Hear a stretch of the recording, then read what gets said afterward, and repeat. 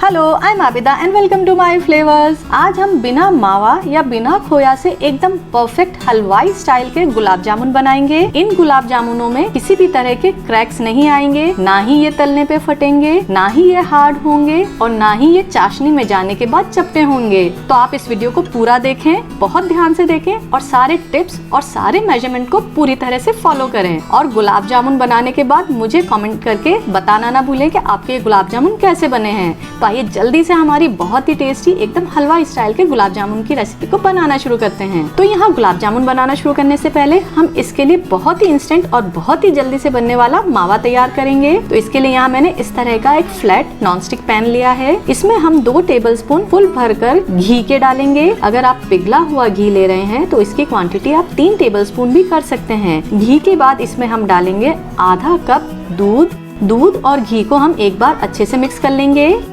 और अब इसमें हम डालेंगे लगभग 1.5 cup milk powder. Milk powder को हम पूरा एक साथ नहीं डालेंगे, थोड़ा थोड़ा करके मिल्क पाउडर हम इसमें डालते जाएंगे और इसे स्पैचुला से इस तरह से मसलते हुए जल्दी से मिक्स करते जाएंगे, जिससे कि इसमें कोई भी मिल्क पाउडर की गुठली या लंप नहीं बने। थोड़ा थोड़ा मिल्क पाउडर डालते जाएंगे और मिक्स करते जाएंगे। थोड़ी ही देर में आप देखेंगे कि ये एक बहुत ही क्रीमी और बिना किसी लंप का एक पेस्ट जैसा बन गया है। अब इस पैन को हम गैस पर रख देंगे। गैस का फ्लेम बिल्कुल लो मीडियम रखेंगे और इस मिक्सचर को हम लगातार चलाते हुए पकाएंगे। ध्यान रखिए इसमें मिल्क पाउडर है जो कि बहुत ही इजीली तले पर लग जाता है। और थोड़ी देर में आप देखेंगे कि ये मिक्सचर पैन की साइड्स छोड़ने लग जाएगा और एक लंप जैसे या एक साथ जुड़ने लग जाएगा। इस तरह से खोया बनाने में आपको मुश्किल से 4 मिनट का टाइम लगेगा। और थोड़ी देर में आप देखिए ये हमारा पूरा मिक्सचर एक साथ कंबाइन हो गया है। और अब हम गैस का फ्लेम ऑफ कर देंगे। अब इस मावे को हम तुरंत ही किसी प्लेट में निकाल लेंगे। तो जब तक हमारा मावा ठंडा हो रहा है, आइए हम गुलाब जामुन के लिए चाशनी तैयार कर लेते हैं। तो चाशनी बनाने के लिए यहाँ मैंने इस तरह का चौड़ा और गहरा बर्तन लिया है। तो यहाँ इस कढ़ाई में हम डालेंगे लगभग 3 कप चीनी और इसमें डालेंगे चीनी की आधी क्वांटिटी लगभग 1.5 कप पानी। अब गैस का फ्लेम हम ऑन कर देंगे और इस चीनी को हम लगातार चलाते हुए डिजोल्व होने तक पकाएंगे। ध्यान रखिए अगर एक बार चाशनी गर्म हो गई तो उसके बाद चीनी डिजोल्व करना बहुत मुश्किल होता है।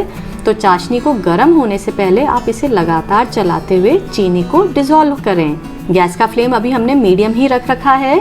गुलाब जामुन की चाशनी आप कोशिश करें कि इस तरह के चौड़े बर्तन में ही बनाएं। अगर आपने डीप या सकड़ी भगोनी या बर्तन लिया तो गुलाब जामुन एक के ऊपर एक ओवरलैप हो जाएंगे और वो चाशनी में जाकर टूट सकते हैं।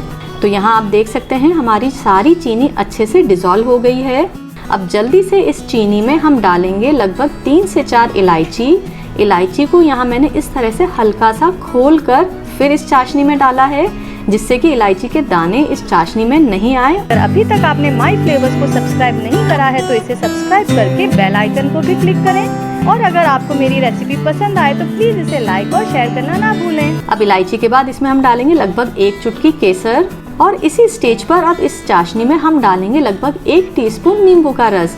नींबू का रस आपको चाशनी में उबाल आने से पहले ही डालना है, क्योंकि जैसे जैसे चाशनी में उबाल आता जाएगा ये चाशनी क्रिस्टलाइज होना शुरू हो जाएगी।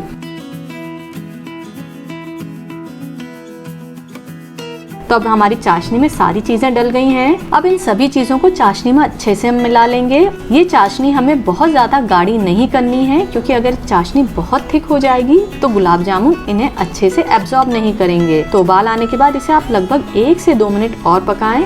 मैं आपको इसकी कंसिस्टेंसी बताती हूँ। ये देखिए चाशनी को आप अगर उंगलियों के बीच में इस तरह से दबाकर खोलेंगे तो इसमें हल्का सा तार बन रहा है।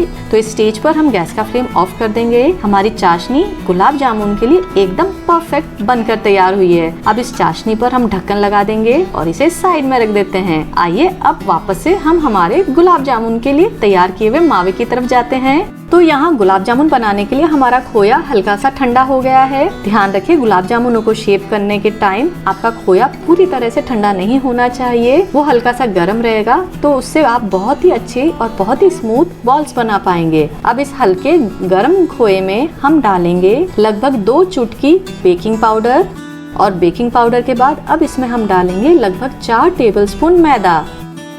और इस आटे को अब हल्का सा मॉइस्चर देने के लिए इसमें हम डालेंगे लगभग 1 टेबलस्पून पानी। अब पानी की जगह दूध भी ले सकते हैं। अब इन सभी चीजों को हम अच्छे से मिलाकर इस आटे को इस तरह से मसलते हुए चिकना होने तक गूंथ लेंगे। अगर आपको मावा बहुत ज़्यादा ड्राई लग रहा है तो आप इसमें थोड़ा सा पानी और ऐड कर सकते हैं। वहीं दूसरी तरफ अगर ये आपको मावा बहुत ज़्यादा गीला लग रहा है तो आप इसमें थोड़ा सा मैदा और डाल सकते हैं। तो यहाँ लगभग 2 से 3 मिनट तक मसलने के बाद आप देख सकते हैं हमारा मावा कितना अच्छा सा स्मूथ और चिकना हो गया है। मावे को आप बहुत ज़्यादा देर तक भी नहीं मसलें, नहीं तो इसमें से घी छूट जाएगा और उससे गुलाब जामुन अच्छे नहीं बनेंगे। 2 से 3 मिनट मसलने के बाद आपको जब लगे कि ये आटा चिकना हो गया है तो इस आटे में से थोड़ा सा आप पोर्शन लेकर उसे हथेलियों के बीच में रख कर इस तरह से राउंड शेप देकर देखें। अगर उसकी बिल्कुल गोल और बिना क्रैक्स की बॉल बन रही है मतलब आपका आटा बिल्कुल परफेक्ट है। तो यहाँ हमारी बॉल बनकर तैयार है। और भी इंटरेस्टिंग रेसिपीज देखने के लिए आप मेरे दूसरे channel easy recipes with Abida को जरूर सब्सक्राइब करें। चैनल का लिंक आपको नीचे डिस्क्रिप्शन में मिल जाएगा।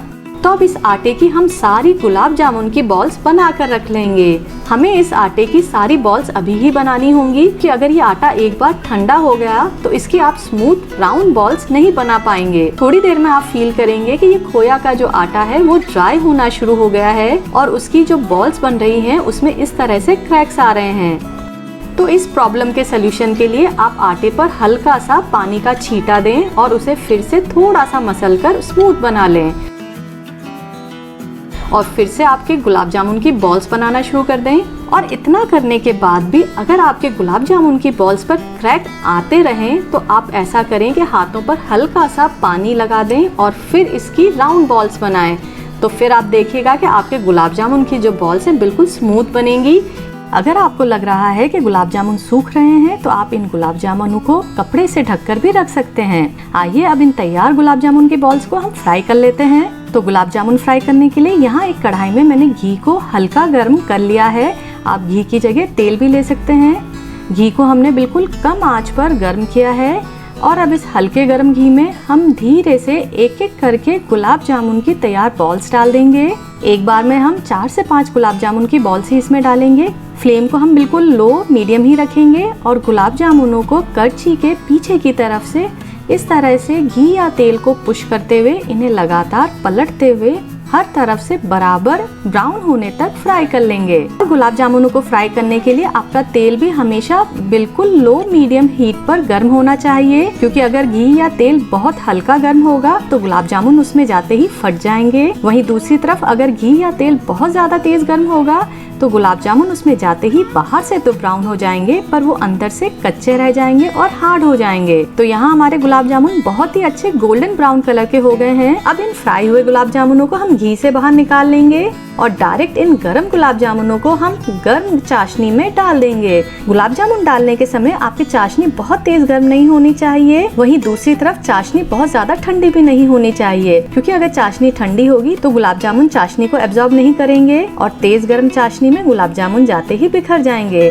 तो यहाँ हमने सभी फ्राई हुए गुलाब जामुन चाशनी में डाल दिए हैं। अगर बीच में कहीं भी आपको लगता है कि चाशनी ठंडी हो रही है तो उसे हल्का सा गर्म कर लें, पर ध्यान रखें जब तक आप गुलाब जामुन इसमें डालते रहेंगे चाशनी गर्म रहनी चाहिए। अब हम इस चाशनी को ढक देंगे और इन गुलाब जामुनों को इस गर्म चाशनी में लगभग 2 से 3 घंटे के लिए रहने देंगे, जिससे कि वो अंदर तक चाशनी को पी जाएं और अंदर तक जूसी और नरम बन जाएं। तो लगभग 3 से 4 घंटे हो गए हैं। आप देख सकते हैं हमारे गुलाब जामुन बिल्कुल भी चपटे नहीं हुए हैं और ना ही वो चाशनी में जाने के बाद फटे हैं। मैं इन गुलाब जामुनों को आपको काट कर भी दिखाती हूँ। ये देखिए गुलाब जामुन अंदर से बिल्कुल नरम है। तो ये गुलाब जामुन की एक बिल्कुल परफेक्ट रेसिपी है। आप इस गुलाब जामुन की रेसिपी को जरूर ट्राई करें और मुझे कमेंट करके बताएं आपको ये कैसी लगी। अगर वीडियो पसंद आए तो प्लीज इसे लाइक करें, शेयर करें और चैनल को सब्सक्राइब करना ना भूलें। See you next time with a new recipe. Till then have a flavourful eating.